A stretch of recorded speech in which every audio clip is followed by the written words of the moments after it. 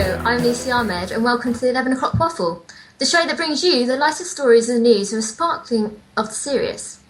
After my defeat last week, I've decided to take matters into my own hands and have once again resumed hosting duties on the show following Carla Smith's late withdrawal. Now, before any of you start questioning her commitment, I'd like to assure you it is genuine, and she has tweeted the picture of her gash and it's horrific. Lucy, please let her out of the cupboard. I'm sorry. I'm really sorry for that one as well, Carla. Anyway. Don't apologise, it's relevant to the news. I am sorry for that, because that was Mac's joke. I just heard that. I'm going to go. So, on the first show, after Richard Jones's wedding, I bring you something old, something new, something borrowed, and with Mac around, plenty of blue. First up on the show, the man we'd all like to beat, and regular host of the 11 o'clock Waffle, Mak Forsyth. Welcome to your own show, Mac. How does it feel with the shoe on the other foot? Uncomfortable, but you know, this isn't the first time I've been in this position. Okay, that's fantastic.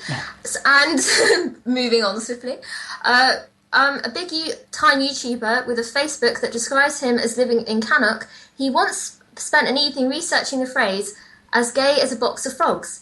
Give him a warm waffle welcome to Lee Farnell. Hello, Lee. Hello. I'd completely forgotten about that box of frogs conversation. Oh, that's going back a fair few years. That's going back about 4 years, 10 months. That was 5 years. That was first year. Yeah, that was after the Radio Week party. Yeah, it was. And finally, on loan from his lovely girlfriend for this evening, 2 popular appearances on the show have yet to bring him victory. This is possibly the only waffle where we could end up with everyone finishing second.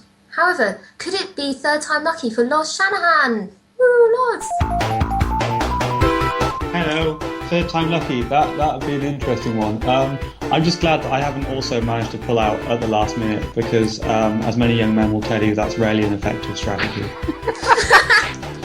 Thank you, Loz. I'm waiting for someone to say that. I know. It was left it there. Yeah, the thing is, Carla couldn't have pulled out any later, could she, really? No, she's I notorious pulled for that that. during the show. Started thinking, oh, actually, no, I can't do this anymore. That'd be interesting. We had people pulling out during the show. I want commitment to the end of this. Okay, I think we need to calm this down. And leave poor Carla alone with her gash now. Should we get on with the show? I'm glad this is radio. So am I. So, question 1 is to Loz. To all of you, but I'm going to ask Loz first. Sir David Frost has passed away, aged 74. Famous for the Frost Report, Through the Keyhole, and of course his interview with President Nixon. So, honour of the latter, give me other examples of memorable interviews. Well, of course, if we're talking about Nixon, I mean, it's less an interview, but one of the things that I've always found interesting is that the fact that it was essentially his telephone conversations and these that led to the tapes from the journalist Woodward and Bernstein even, that led to Nixon's impeachment in the first place. So it's kind of, it just sort of Nixon's one for notoriously bad interviews there, I think. But one of the weirdest I've seen, and I think this is something that a lot of people have seen recently, is taking time out from running the world. President Obama got involved in a very strange video where he was interviewed whilst pretending to be Daniel Day-Lewis pretending to be Obama, which was really weird. But what I found even weirder is that I have watched Lincoln again recently, and seeing what a ridiculously talented and slightly frightening actor Daniel Day-Lewis is, it took me quite a while to realise it wasn't him. Just him, just with his skin painted dark and with a ridiculously large pair of prosthetic ears. So that was kind of one of the more unusual ones I've seen. Do you think if you gave him enough notice, Daniel Day-Lewis could have covered for Carla? I think so. I happen to know at the moment that Lucy's actually on holiday in Spain and doesn't have internet, so you might want to look into that one. That's fantastic. So I'm going to ask Mac that as well. So another example of a memorable interview, Mac. I've got two here. I've got the Martin Bashir and Michael Jackson interview.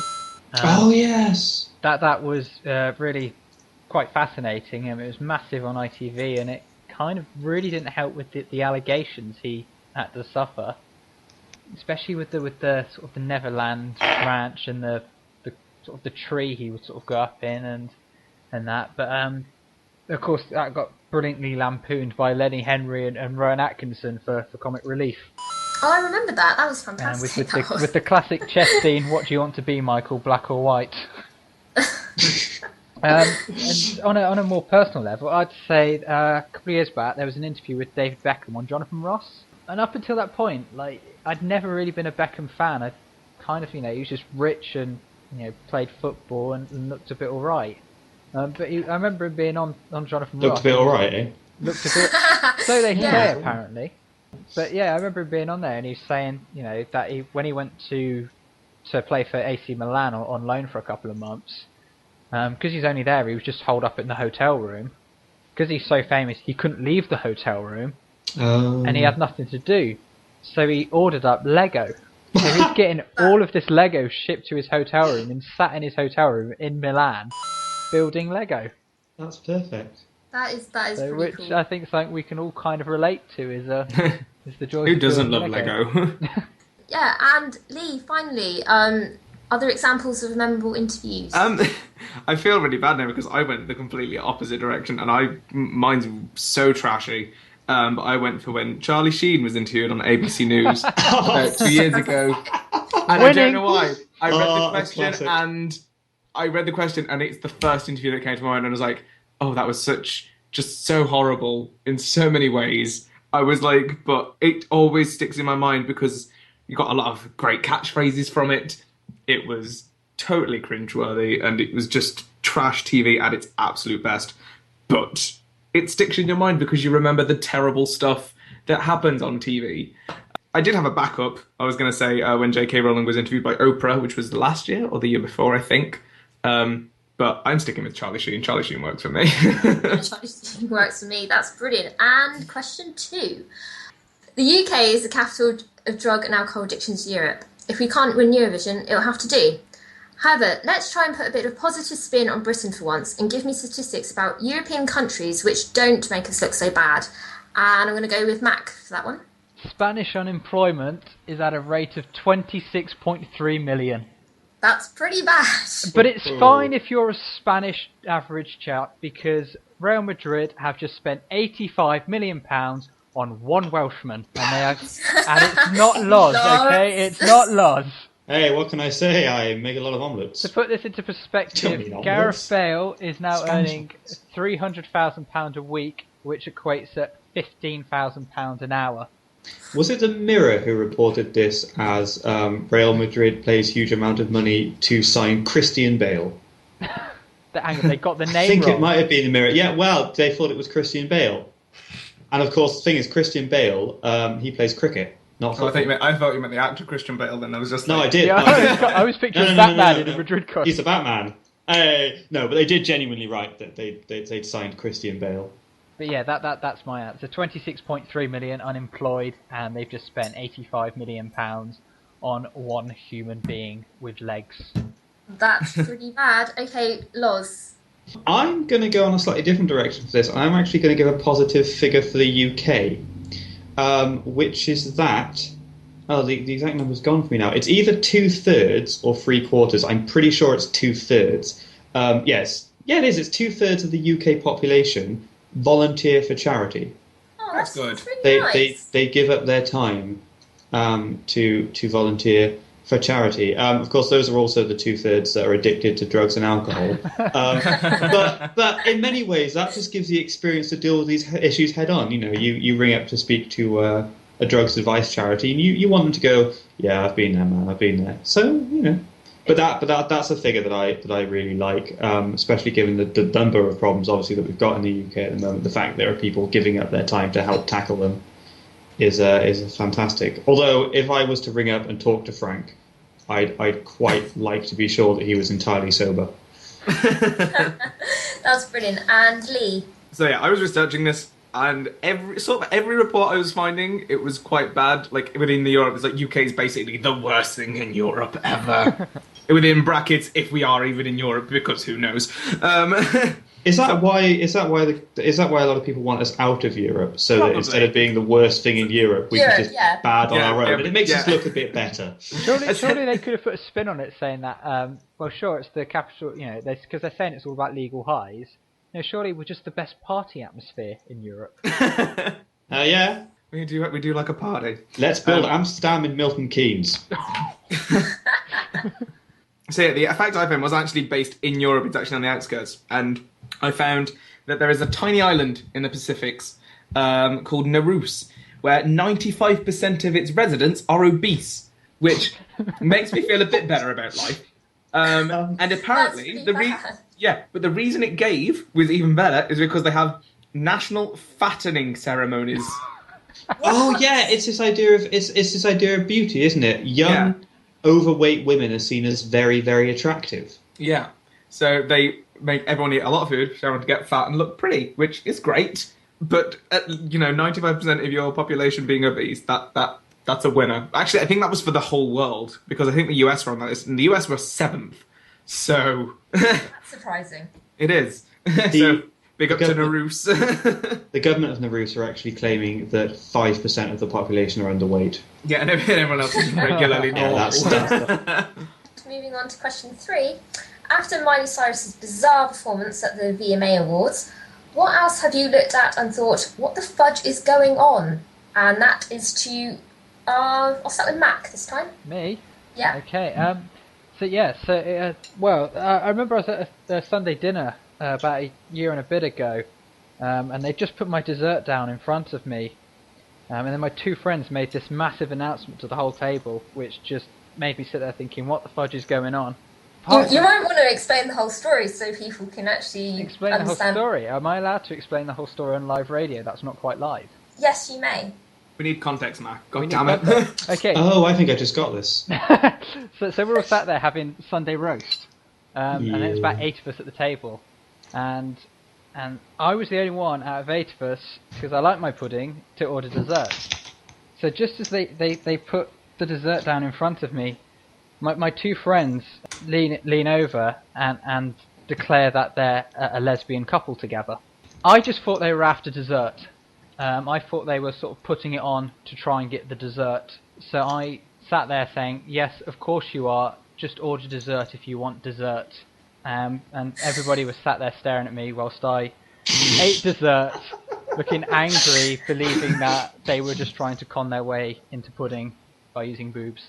Can I ask if lesbians have some kind of intrinsic right to pudding? I think they do. I had to ask this question so many times recently. Okay. Loz, we should do a thesis on this. We should look at... the lesbians get free ice cream. Yeah. Pudding consumption rates amongst lesbian couples. Okay, I'm moving this on. And how much do they get discount? No, I'm okay. Doesn't it? I'm going to move on to Lee and ask what the fudge is going on.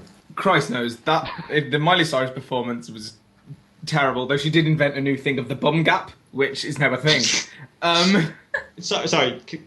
Can you elaborate safely within the rules of the Waffle? Yeah, it's not a road through Birmingham, is it?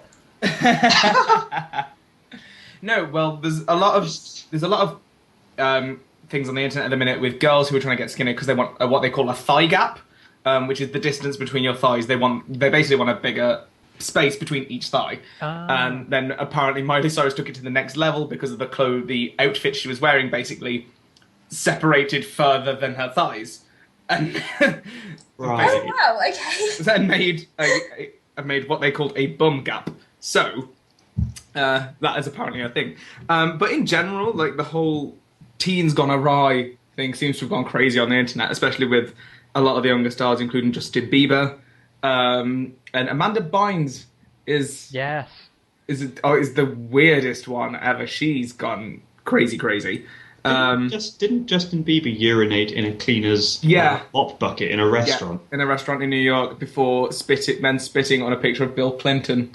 Even though he's Canadian, so Bill Clinton has nothing to do with this country anyway. So Yeah, but Justin Bieber once claimed that they didn't have Germany in America. Someone asked him, "Did you know that Bieber means beaver in German?"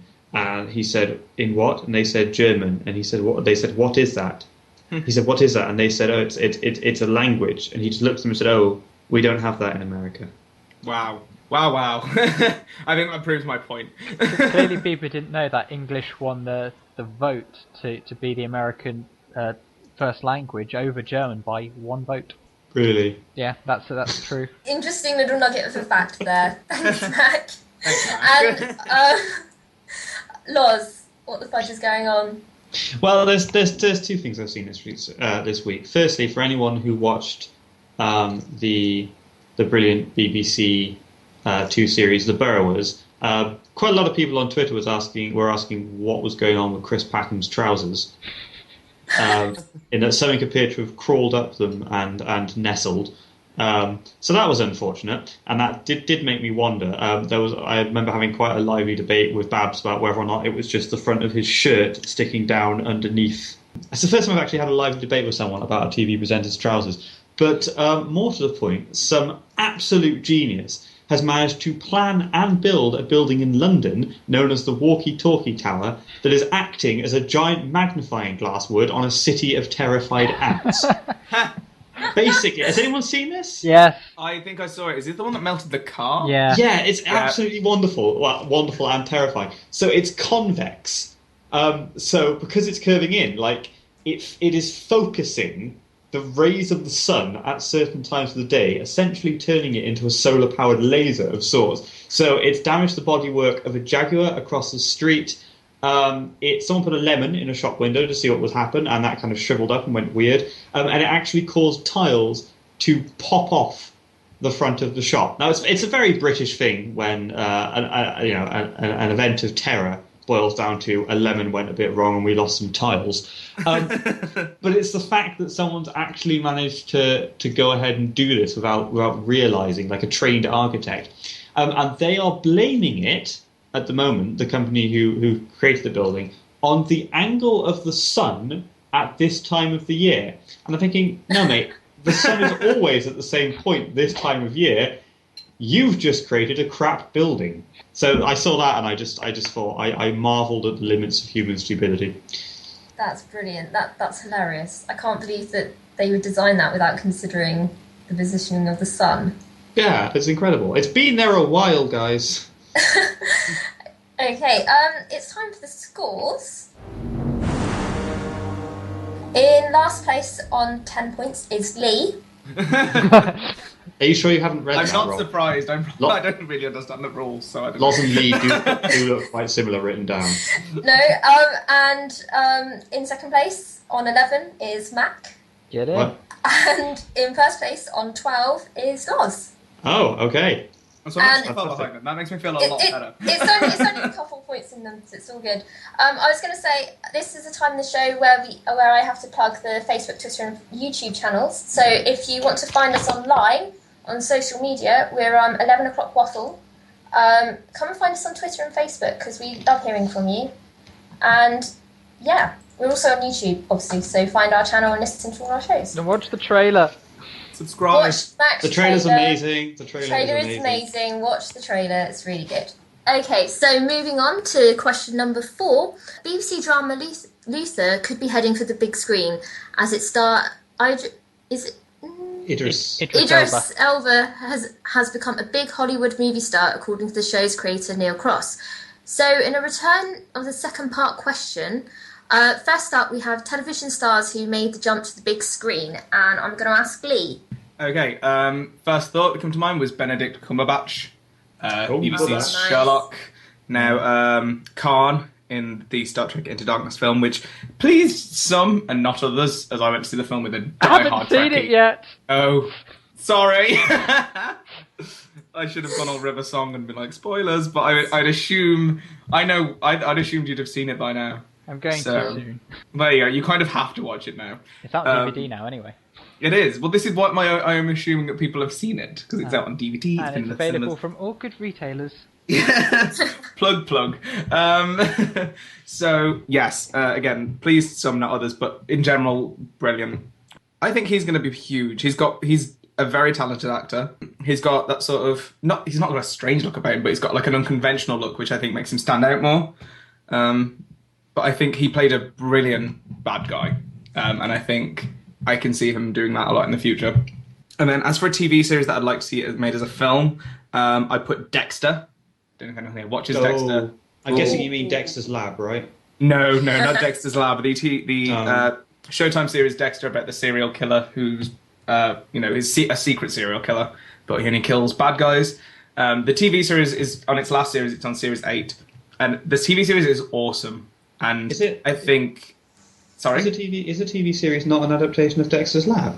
No, it's not. I'm afraid. Adaptation of Unfortunately, I don't Oh. think it is, Loz. As much as Jennifer Carpenter really wanted to play Dee Dee, Wow, they just had something else in mind. I have not been watching it right. So yeah, I mean it's over usually 12 episodes each, an hour each. I think they could condense that and make one awesome, because obviously series 8 hasn't ended yet, so we don't know how it's going to end. If they do keep him alive and not in prison, which would be good, I think they could make a really decent 2-hour length film, maybe about him being found out, him kind of on the run but still trying to kind of do his thing, maybe going into hiding. I don't know. I think it'd just make a brilliant film. I think they have the potential to make it into a brilliant film. Does sound like a good idea. It does. Cool, thank you. And Mac, television stars who's made the jump to the big screen, and which television show would you like to see as a film? So, TV stars to the big screen. I'm going with Michael J. Fox on this one. Oh, Excellent. Best known, of course, for Marty McFly in Back to the Future. However, when Back to the Future was in pre-production, Robert Zemeckis, the director, wanted Michael J. Fox as Marty McFly. However, he was working on a TV series at the time called Family Ties, and the creator of the show wouldn't release him to film Back to the Future because Meredith Baxter, the other star of the show, was on maternity leave, so they needed him to carry it. So filming began of Back to the Future with an actor called Eric Stoltz as Marty McFly. And they filmed, the scene with Doc and Marty at the sort of the shopping centre with the testing the DeLorean. That was all filmed, but they just didn't think his performance was quite right.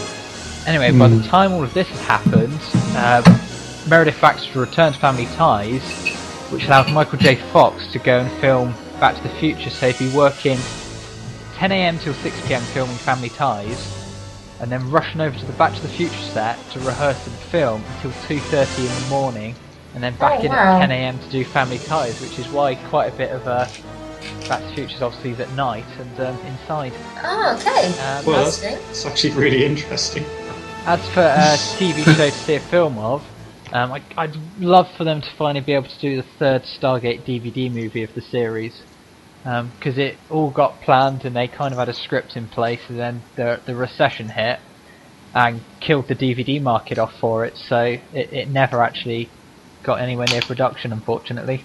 And Loz. One that springs to mind is Martin Freeman, who, after starting out in The Office, has done various films, including his recent film saga about people of Lucy's height. But one that always mystifies me is who the fundament is Alfred Molina? He's got a surname like a bad school pudding, but he keeps turning up in the most unexpected of places, like Warts. He's done Spider-Man films, and then he's done Species, and he's done not particularly great late-night sitcoms with Dawn French that nobody watched. So he's an odd one. But perhaps the most interesting for me is that a lot of people forget this. Daniel Radcliffe, at a young age, was in a TV movie adaptation of David Copperfield in 1999. I've seen that. Yeah, he was. It was. I feel like it was really good. I'm not sure, but now he's one of the most recognisable faces on television, in film. What I find really odd is I remember that, and it was clearly it wasn't that long before Harry Potter, but it feels like it was.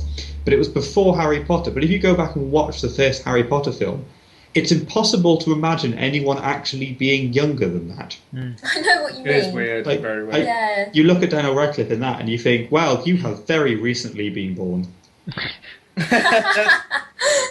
Fantastic. Plucked from his mother's breast and put in a wizard's outfit. Yeah, so the second part of the question is the television show you'd like to see a film of. Yeah, well, I mean, I still think I would like to see a film. I still like to see a film adaptation made of like old Doctor Who, not like the Peter Cushing films, which were bizarre, but like proper ones with wobbly sets and suits made out of cling film. And then halfway through, it could turn out that the film was actually about actors making Doctor Who, and then the studio is invaded by real aliens, so like a weird kind of meta Doctor Who. That would be cool. Failing that, it's been touted for a long time, but the American sitcom Arrested Development finally needs to break free of its TV and Netflix moorings and fly off and be a film. I don't know if anyone here has seen it. Have you seen Arrested Development? Yeah, I love it. I really do think that it needs absolutely fantastic. Yeah, and the fourth series has shown that it could work as a film. Like, it's kind of got quite a film structure. So I think that's one that really does genuinely need to see a film. Moving on to question 6. James Spader has been cast as the villain of the new Avengers movie, and Matt personally thinks that he's going to have to go some to top Tom Hiddleston's fantastic Loki. But who are the greatest comic book villains? And that is to Loz. One I always liked as a kid, and I'm sure Matt will find the name hilarious, is the Spider-Man villain, the Shocker. Who, as you can imagine, could do two things at once. But he was very odd. He had like a quilted battle suit that always looked to me like he was wearing an electric blanket. So I just couldn't take him seriously as a villain. I remember him from old PlayStation games. But along a similar line, again, a villain that I came to for old games was Venom. I just don't like how he was done in Spider-Man 3. He wasn't frightening enough, he wasn't weird enough, and he's not supposed to be able to take off that scary face. That's just wrong. But no, I remember him from some old comic books and an old Mega Drive game in which he was far more scary, far less human, far less able to communicate articulately. And so he was kind of a properly chilling villain because there wasn't that level of kind of conscious thought to him, unlike in the not particularly great Spider-Man 3 film. So that for me has always remained a fascinating and just absolutely terrifying villain. So that's probably my favourite. And Lee, who's the greatest comic book villain? For me personally, Magneto, just nice epitome of. I don't know. I've always been a huge fan of the X-Men films, and when the X-Men series even, and when the films come out, I thought they did Magneto really well, especially when they did the First Class, and it was Michael Fassbender.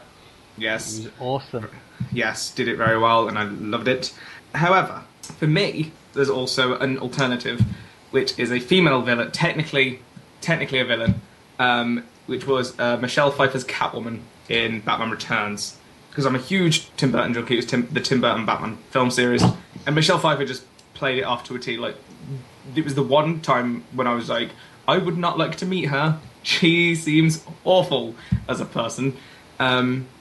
But again, she just played it so well. And again, an interesting fact that comes along with it was there's a scene in the film which I've always remembered, and she's in like she's broke into like a shopping centre. It's sort of like a Barney's or something, I don't know. And there's like a load of mannequins lined up, and they're all wearing like pretty clothes and everything. Obviously, Catwoman's this sort of Selena Kyle mess of a life.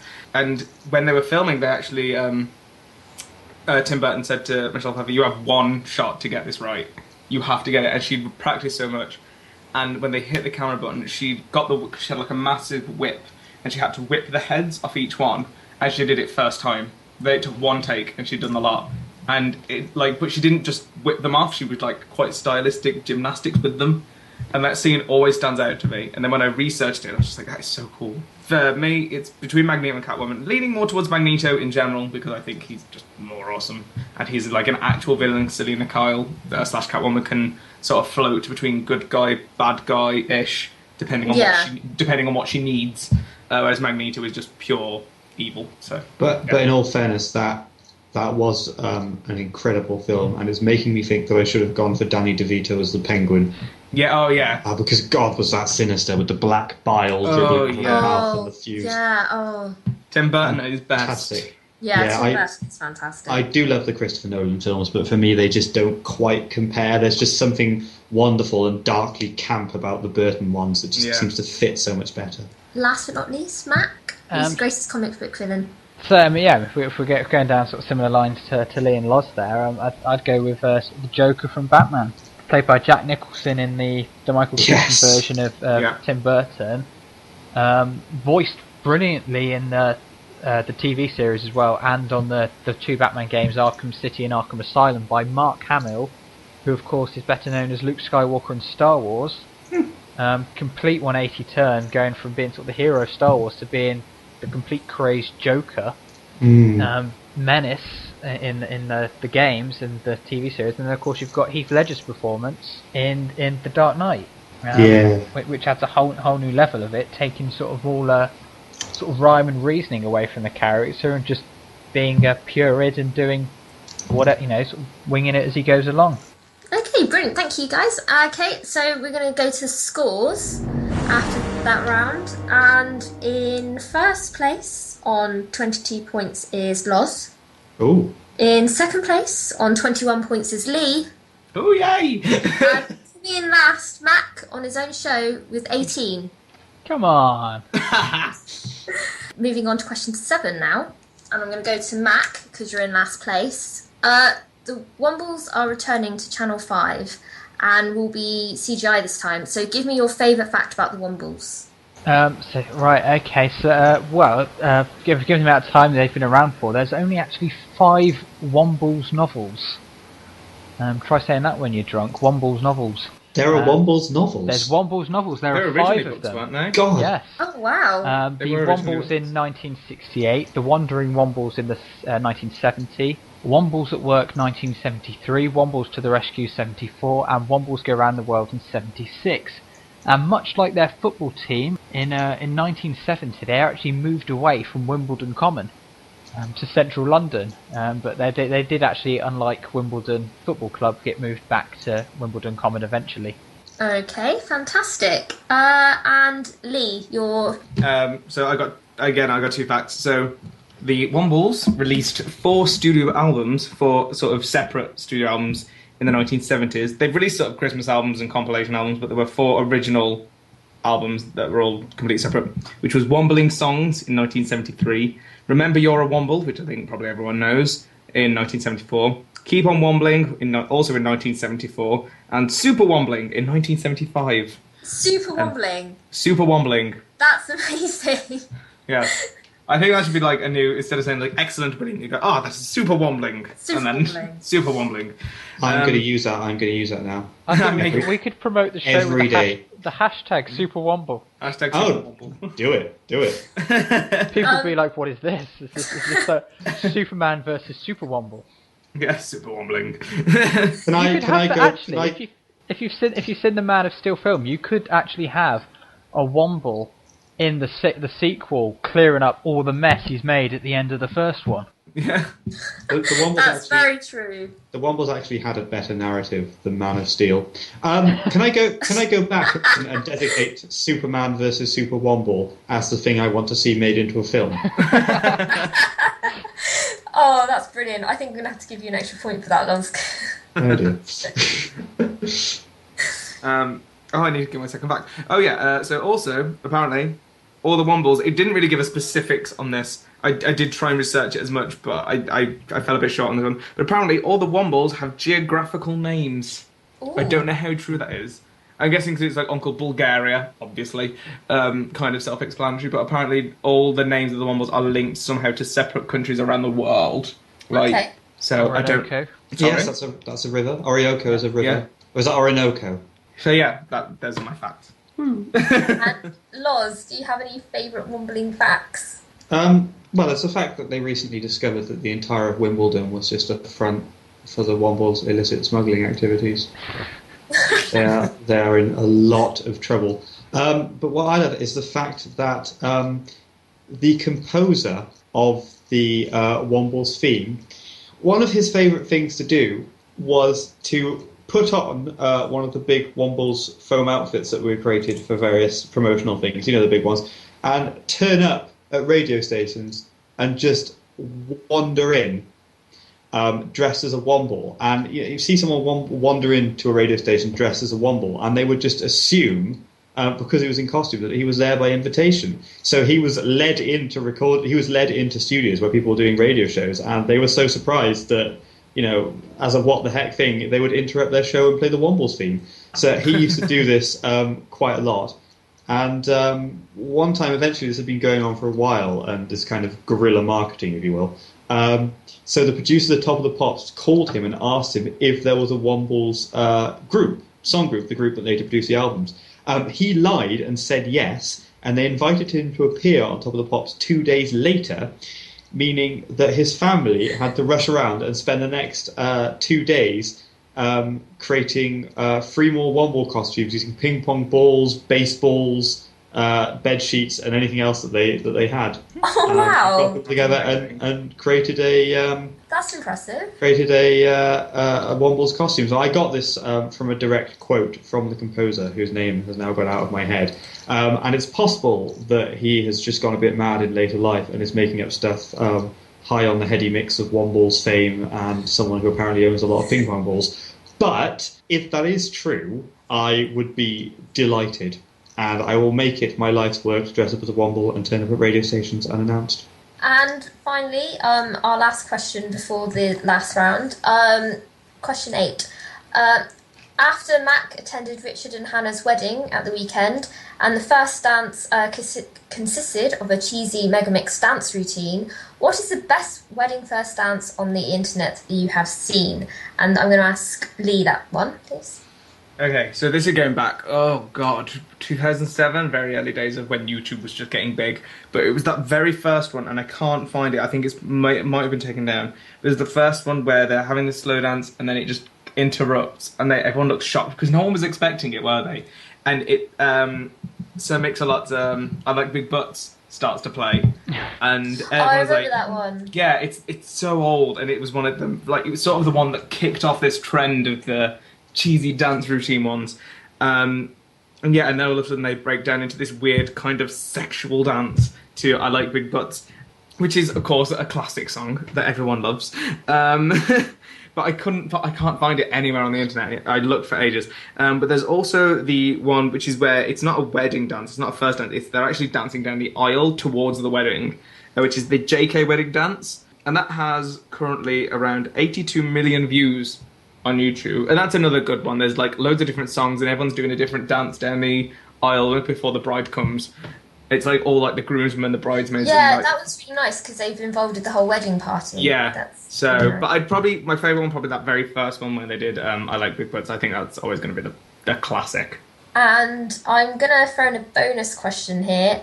What would be your first wedding dance? I don't know. I think with a wedding, especially for a wedding song, you can't really decide until. I think every person, if they were in a couple, they have a song, and it'd probably be that one. But I'm single, so I haven't decided that one yet. Okay. If we were going for the cheesy dance routines, it'd be between "Tragedy" by Steps, or "Stop" by the Spice Girls. Brilliant, perfect. And question 8 to Mak. Yeah, I mean, jumping on the back of Lee's one there, I mean, that I Like Big Butts thing, I cannot lie. I mean, surely that's played at 95% of weddings on that island you were talking about earlier. Probably. I like big butts, and there is no alternative. So yeah, I mean, there's some brilliant ones on there. I mean, I came across one which is there's 2 I've got, which is the first dance surprise groomsmen and bridesmaids dance off. If you type all of that in, what you'll get is 9 minutes of jugglers breakdancing and a bride who let her groom, yes, wear a white suit. This woman is a goddess. She is a goddess for letting him wear a white suit to a wedding. I want to wear a very large, very fluffy dress on my wedding. That is my intention. And a tiara. Yeah. I shall have a tiara. So there's that. There's also a really nice one, sort of similar to Lee's as well, called Jen and Joey's First Dance No One Saw Coming. And sort of the first half of it, it's the traditional slow dance, all soppy. It's filmed in a very nice, beautiful way. And then about halfway through, it just explodes into a sort of montage melody of YMCA, Michael Jackson, Mr. Roberto. Oh, wow. Of course, I Like Big Butts and I Cannot Lie's on there. course. which is it's kind of weird because obviously it's done in a sort of cheesy tongue-in-cheek way. Yet if he was to stand there and say, "Honey, I like your butt. It's big. I cannot lie," she probably would slap him. And do you have a wedding dance picked out? In the highly unlikely event that there is everyone out there daft enough to marry me, I wouldn't mind doing a Charleston routine to "You've Got a Friend Like Me" from Aladdin. Oh, that's quite sweet. I heard you have a friend in me from Toy Story, like when you said you have a friend. I was going to say, that's what I thought. That's the slowest dance ever. It makes it somehow very depressing. No, never had a friend like me from Aladdin with I could see sort of like a funky jazz Charleston routine going onto that, which would be quite fun. Oh, that's actually really sweet, Mac. And Loz, what's your favourite wedding first dances on the internet? Can I just interject at this point and say that I really like dog weddings? So they get to the end. You may now sniff the bride. You may now sniff the bride's up. Oh no, hang on. Sorry, that's Pontypridd. I've not seen a lot of wedding first dance videos on YouTube. As bizarre and perverse as it might sound, I don't actually spend my evenings googling other people's weddings. You just spend your evenings planning your own. Yeah, sure. I'll pretend I'm supposed to be planning my own, and I'll pretend I've made progress with that in case Babs listens back to this. I'm lying. I'm not allowed to plan any of it. Of course I'm not. Just say something really controversial is what is going to be your dance at the wedding, and just wait for her to react to it. I thought I could get off all wedding planning responsibilities by saying I want a Zelda-themed wedding. But the problem with that is as soon as I said that, she went, oh, that could work. So I haven't said anything since in case I just make it worse. No, I have watched an inordinate amount of You Being Framed, more than is really sensible for a man of my age. And I remember one particular one where for the first dance they actually picked, I still can't believe this, Staying Alive by the Bee Gees with appropriate actions. Wow. And as the groom struck the pose, his gut, which he had carefully tucked into his cummerbund, spilled loose and burst the buttons of his shirtlet. No. So he struck the pose, belly out. And I think that's what you get if you pick the Bee Gees as your first wedding dance. Oh, that's not good. But he continued on. Brave soul. Yeah, Brave soul. belly and all.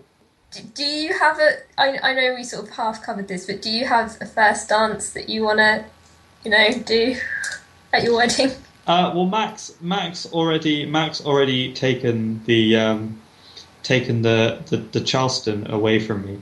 I think the dance that needs to be the first dance, the last dance, and all of the dances in between at my wedding is just a 3-hour-long conga, in which the first person who leaves the chain, I don't talk to them anymore. It has to buy all the drinks with them. And this is how it's very Machiavellian. This is how you weed out the people that actually like you, Lucy. This is how you can tell who you can actually trust and who you can't, because all those people who are still in the conga when the clock for the third hour strikes, those are the people that I can trust when my bid to take over society from the inside out begins. So I'm basically going to be doing a conga for about 6 or 7 hours because I'll just keep going and everyone else will stop. It depends where you want to fit into. It depends where you want to fit into my takeover bit of society, Lucy. If you want to be an underling, you feel free to stop at 3 hours. But if you want to be one of the people that actually plans, the way this new world of mine is going to work, then you're going to have to dance a lot longer, because otherwise, when I turn all of the chains of Greg's into tea houses, when I make that happen, you will not be picking decor. Oh, I feel sad now. Okay, so that's like the 8 questions done, and so we're on our final round. So we have a new final round, which has been going for a few of the episodes now, which is replacing the defensive statement, and it will require you to present a news headline, and then you get I'm going to up that to 30-second summary of the story. However, the story can either be true and something from the House Week's news, or entirely fictional. Then the other guests then have to guess whether the story is fact or fiction. with points awarded accordingly. It's a complicated system to explain, but trust me, and before the answers are given, I award 3, 2 and 1 points in order of which story I find the most interesting. I'm going to actually do this in order of who's coming in last. So I want Mak to go first. So my headline is Students Suited Up. Right, okay. So students suiting up. The college just across the road from me, it's right next door to the sexual health clinic, and as part of a campaign to promote sexual health awareness, they're giving all the A-levelers a free box of condoms on the first day at college when they all sign up. Which has had a bit of a mixed reaction from the community in terms of, on the one hand, this is safe, on the other hand, we're just trying to make them all have orgies in the park. Okay, and that's your time. And now these are just going to be in a random order. So, Lee, can you do your headline, please? Yeah, sure. So mine is that naturally blonde people, will die out in the next 200 years. Scientists believe that in 200 years' time, all natural blondes will cease to exist. And that the last lot of blonde people will actually be born in Finland, because that's apparently the blondest country in all of the world. And they're blaming it on people who actually dye their hair blonde as a form of jealousy. Right, okay. Makes complete sense. And Loz, finally, can you do your headline and your 30-second summary, please? Okay, well, this is actually from British Birdwatching magazine, so it's a slightly dry headline. But the actual story itself is good. The headline is Loch Elgar Plumetail Row.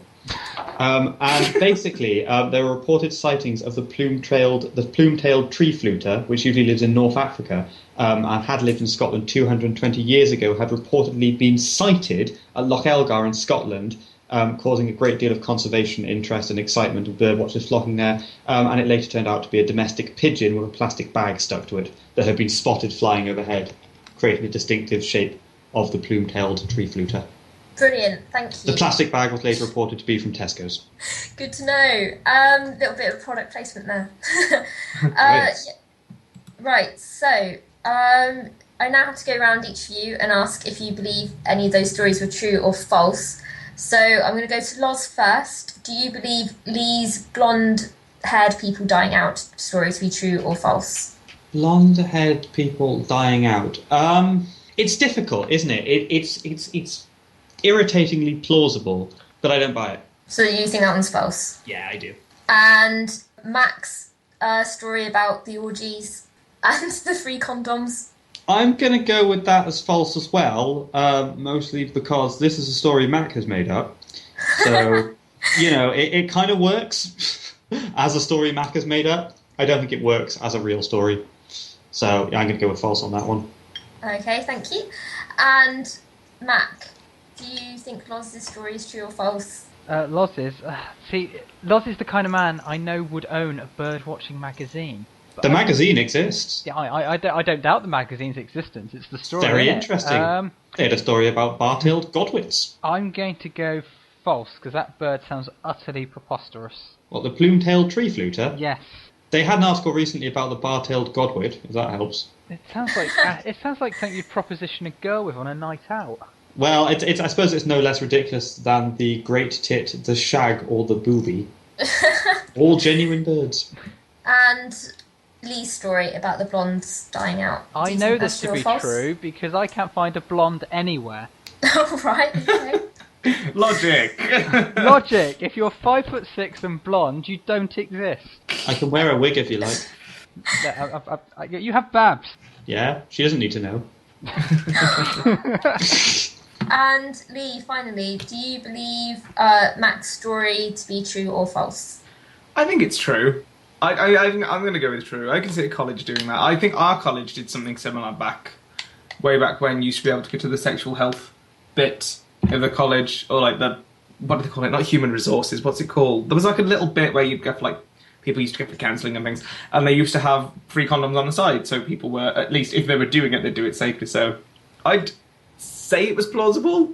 Matt could have very much made it up because of how true it is, but I think it's true. I think it's completely true. The free condoms bit wasn't the bit I wasn't buying. It was the rest of it, really. Okay, and Loz's story.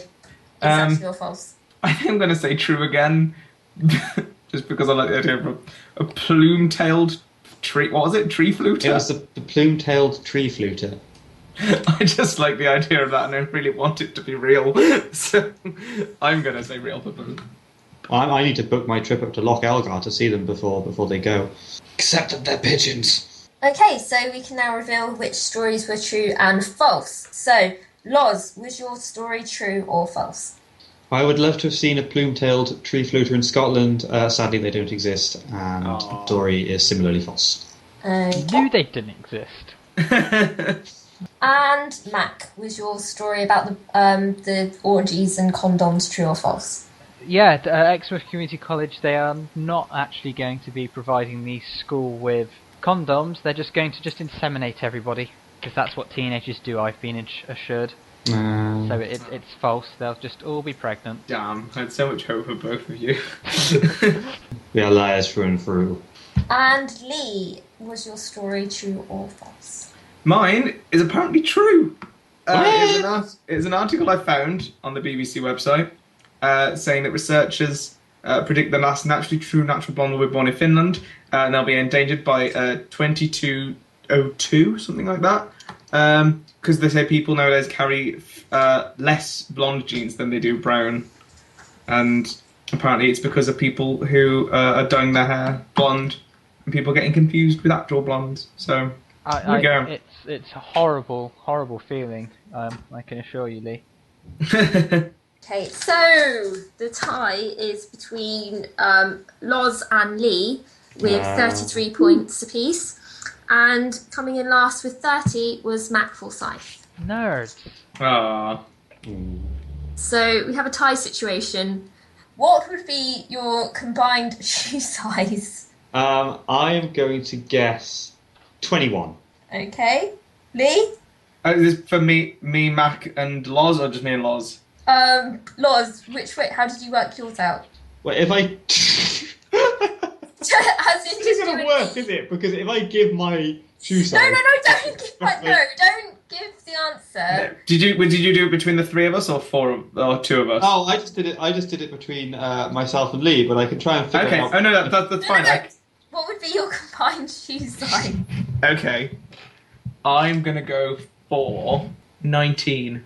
Okay, so Lee, what is your actual shoe size? 8. He's one. I'm 11, and I assumed that Lee would be like 10, so... That's what I assumed. I was like, he's either a 10 or 11, so... Yeah. You know what they say about big feet, large So, socks. with that one extra point, that brings Lee up to 34 and is the winner of this week's show. So close. Loz is in second with 33 and Mak comes in third with 30. So close. Thank you for listening to 11 O'Clock Waffle, and I hope you don't mind me hosting because, I'd quite like to do it again if Mak is ever in need of a host. Find us on YouTube, Twitter and Facebook, and Mak will be back next week. So see you soon. Bye! And good luck to Carla with that gash.